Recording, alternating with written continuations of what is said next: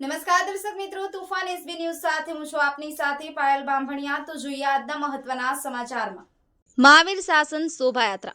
આજરોજ મહાવીર જયંતિના દિવસે મહાવીર શાસન શોભાયાત્રાનું મહાવીર સ્વામી જન્મ કલ્યાણક સમિતિ તરફથી આયોજન કરવામાં આવ્યું હતું।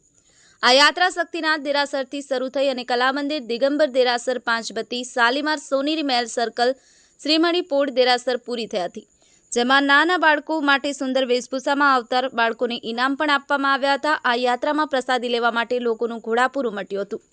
ચોવિહાર ભક્તિ લાભાર્થી શેઠ શ્રી પૂનમચંદ્ર દેવચંદ્ર સ્વરૂપ પરિવાર તરફથી કરવામાં આવ્યું હતું। ભરૂચના ભક્તો મહાવીર શોભાયાત્રામાં જોડાયા હતા।